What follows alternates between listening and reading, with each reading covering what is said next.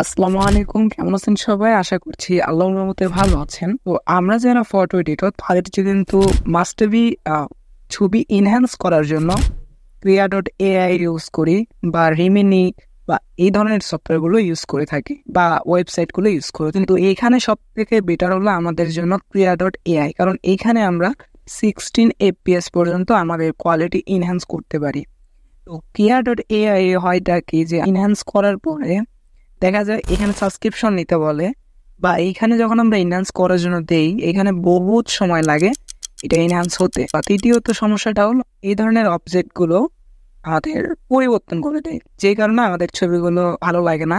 কিন্তু হ্যাঁ, এখানে অনেকটা পরিমাণে এনহ্যান্স হয়, অনেক সুন্দর হয়। তো এই তিনটা প্রবলেমের সলিউশন আজকে দিব একদম ডিটেলস ভাবে।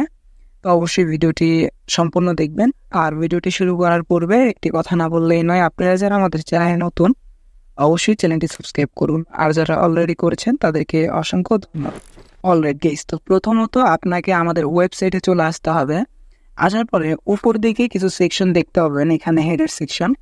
তো এইখান থেকে একটু স্ক্রল ডাউন করলে এখানে দেখতে পাচ্ছেন প্রিমিয়াম অ্যাপস, এখানে ক্লিক করতে পারেন বা এখান থেকে সাইড বার থেকে আপনারা এখান থেকে এই যে প্রিমিয়াম অ্যাপস এখানে দিতে পারেন।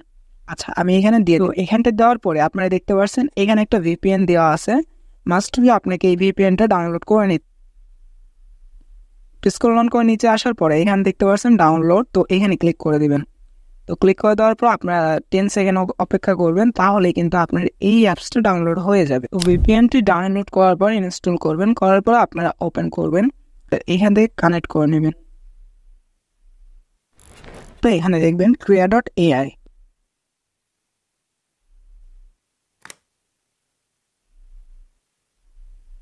তো আসার পরে আপনারা এখান থেকে আপনাদের সাইন ইন করে নেবেন।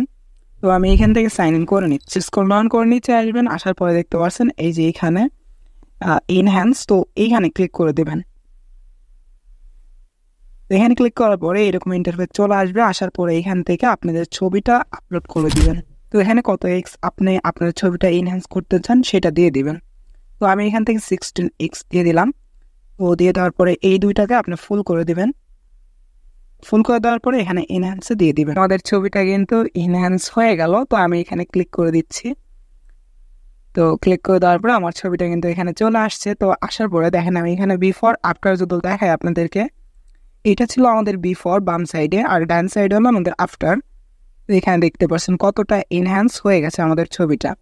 কিন্তু এখানে আমাদের ছবির কোয়ালিটি হাই হইলেও কিন্তু আমাদের যে ফেস বা বডির যে অংশগুলো থাকে এগুলো কিন্তু বিকৃত করে দেয়।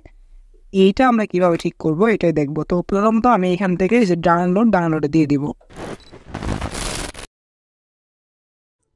এনহ্যান্স করা ছবিটা আপনারা নিয়ে নেবেন। তো এনহ্যান্স করা ছবিটা নেওয়ার পরে নিচ দিক থেকে আপনারা হালকা স্ক্রল ডাউন করলে এখানে দেখতে পাবেন অ্যাড ফটো নামে একটা অপশন আছে। তো এইখানে ক্লিক করে দিবেন, আর এইখান থেকে আপনাদের রিয়েল যে ফটোটা আছে ওইটা নিয়ে নেবেন, যেটা এনহ্যান্স ছাড়া। তো এই ছবিটা নেওয়ার পরে এটাকে জুম করে আপনারা ওইটার সাথে অ্যাডজাস্ট করে নেবেন। যদিও এভাবে বুঝতে পারবেন না, তো কী করবেন, এখান থেকে অপাসিটিটা একটু কমিয়ে দিবেন, দিয়ে এইভাবে দুই হাত দিয়ে আপনারা ঠিকঠাক করে নেবেন। দেওয়ার পরে এটার অপাসিটি হাই করে দেব। তো দেওয়ার পরে এখানে ব্রাশ টুলে ক্লিক করে দেবেন। ক্লিক করে দেওয়ার পরে এখান থেকে আপনারা এটাকে মার্জ করে দেবেন। তো দেওয়ার পরে আপনাদের এখান থেকে ব্রাশে ক্লিক করে দেবেন। দেওয়ার পরে এইভাবে আপনারা ড্র করে দিবেন, তাহলে আপনাদের ফেসটা কিন্তু আগেরটা চলে আসবে।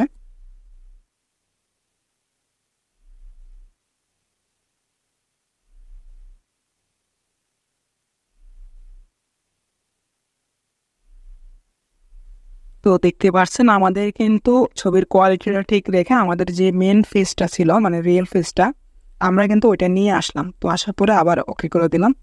তো দেওয়ার পরে আবার ওকে করে দিন। তো দেখতে পাচ্ছেন এটা কিন্তু ঠিকঠাক হয়ে গেছে। তারপরে আপনারা এখান থেকে সেভ করে দিবেন। এখানে যেহেতু কোয়ালিটিটা লস হয়ে গেছে, তো কি করবেন, আবারও আপনি ক্রিয়া.এআই যাবেন।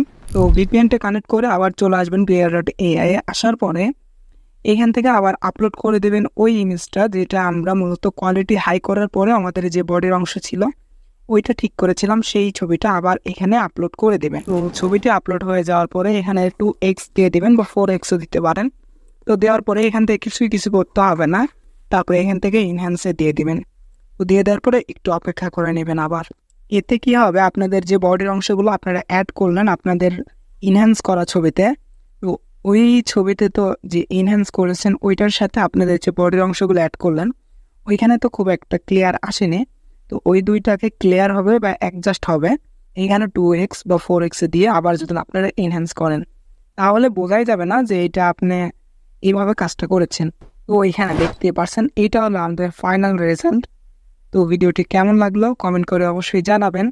তো আজকের ভিডিও কিন্তু এই পর্যন্তই। সবাই ভালো থাকবেন, সুস্থ থাকবেন, আল্লাহ হাফেজ। নেক্সট কোনো ভিডিওতে কথা হবে ইনশাআল্লাহ।